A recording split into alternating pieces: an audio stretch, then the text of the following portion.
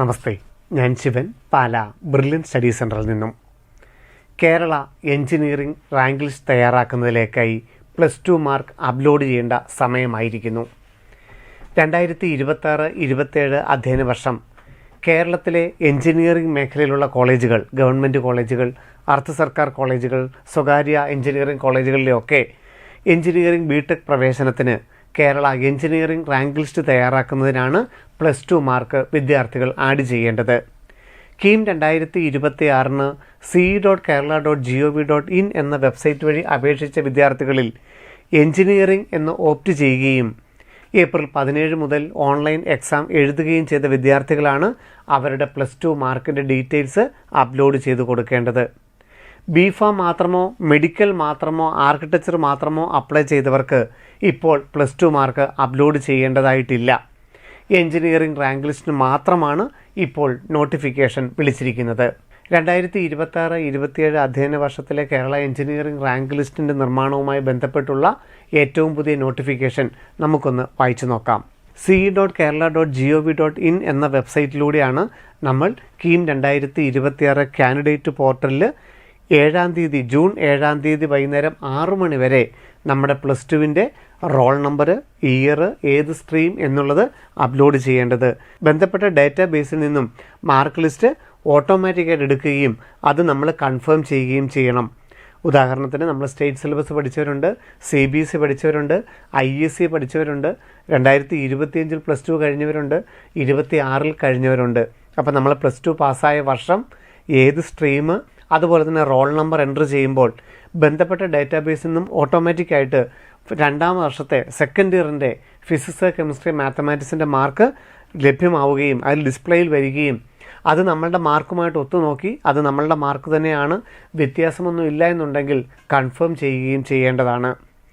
നമുക്ക് ഏതെങ്കിലും കാരണവശാൽ നമ്മളുടെ മാർക്ക് അല്ലാതിരിക്കുകയോ ഈ 3 സബ്ജക്റ്റുകളിൽ ഫിസിക്സ്, കെമിസ്ട്രി, മാത്തമാറ്റിക്സിൻ്റെ ഏതെങ്കിലും സബ്ജക്റ്റിൽ നമ്മളുടെ മാർക്കുമായിട്ട് വ്യത്യാസമുണ്ടെങ്കിൽ ആ ചേഞ്ച് എന്ന് കൊടുത്തിട്ട് അത് ചേഞ്ച് ചെയ്യുകയും അതിന് ബന്ധപ്പെട്ട മാർക്ക് ലിസ്റ്റ് അപ്ലോഡ് ചെയ്ത് കൊടുക്കുകയും ചെയ്യണം. അങ്ങനെ മാർക്കിൽ എന്തെങ്കിലും വ്യത്യാസമുള്ളവർ മാത്രം മാർക്ക് ലിസ്റ്റ് അപ്ലോഡ് ചെയ്ത് കൊടുത്താൽ മതിയാകും. യഥാർത്ഥ മാർക്കുകൾ തന്നെയാണ് ഡിസ്പ്ലേയിൽ വരുന്നതെങ്കിൽ കൺഫേം ചെയ്ത് കൺഫർമേഷൻ പേജ് പ്രിൻ്റ് ഔട്ട് എടുത്ത് വെച്ചാൽ മാത്രം മതിയാകും.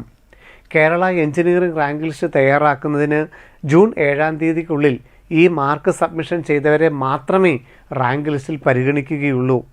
മുൻ വർഷങ്ങളിൽ പലരും എഞ്ചിനീയറിംഗ് പരീക്ഷ എഴുതുകയും എന്നാൽ യഥാസമയം +2 മാർക്ക് അപ്ഡേറ്റ് ചെയ്യാതിരിക്കുകയും ചെയ്തതിനാൽ റാങ്ക് ലിസ്റ്റിൽ ഉൾപ്പെടുവാനുള്ള സാഹചര്യം ഉണ്ടായില്ല.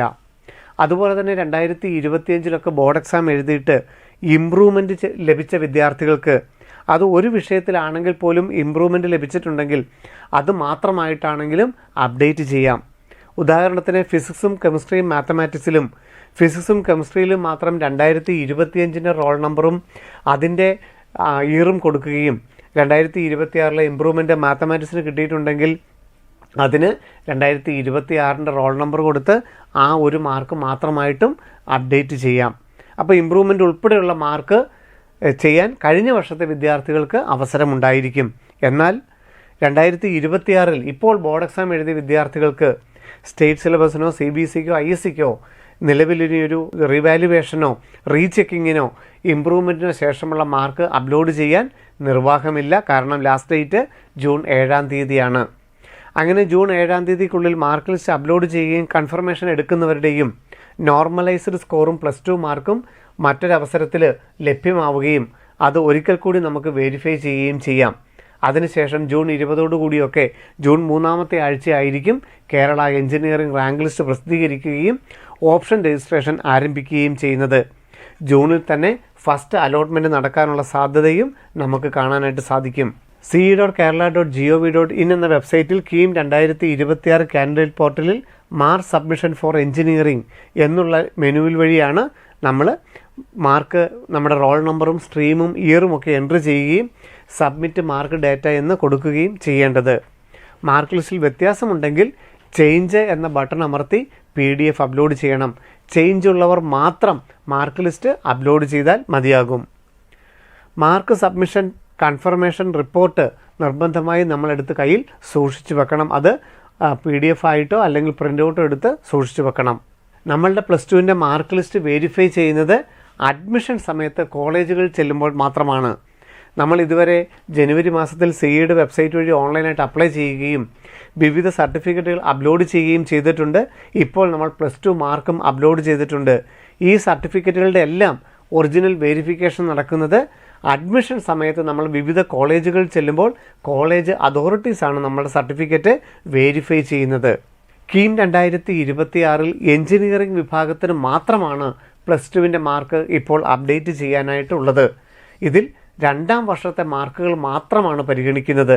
ഫിസിക്സ്, കെമിസ്ട്രി, മാത്തമാറ്റിക്സിൽ സ്റ്റേറ്റ് സിലബസ് ആണെങ്കിൽ സെക്കൻഡ് ഇയറിൻ്റെ മാർക്ക് മാത്രം 120 അങ്ങനെ മാർക്കും, CBC ആണെങ്കിൽ 100 എന്നുള്ള, ISC ആണെങ്കിൽ അങ്ങനെ 100 എന്നുള്ള മാർക്കുകളാണ്. 2ാം വർഷത്തെ മാർക്കുകൾ മാത്രമേ പരിഗണിക്കുകയുള്ളൂ.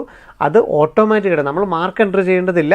ഓട്ടോമാറ്റിക്കായിട്ട് അതാത് ഡേറ്റാബേസിൽ നിന്നും മാർക്ക് എടുത്തോളും. അതിനു വേണ്ട ഇയറും റോൾ നമ്പറും സ്ട്രീമും നമ്മൾ എൻ്റർ ചെയ്ത് കൊടുത്താൽ മാത്രം മതിയാകും. അപ്പോൾ എഞ്ചിനീയറിംഗ് പരീക്ഷ എഴുതിയിരിക്കുന്ന നിങ്ങളും നിങ്ങളുടെ കൂട്ടുകാരും നിർബന്ധമായും ഈ അപ്ഡേറ്റ് ശ്രദ്ധിച്ചു എന്നുള്ളതും മാർക്ക് അപ്ഡേറ്റ് ചെയ്തു എന്നുള്ളതും ഉറപ്പാക്കുക. വീണ്ടും കാണാം. നന്ദി, നമസ്കാരം. Brilliant Study Center, India's #1 coaching center for NEET and JEE.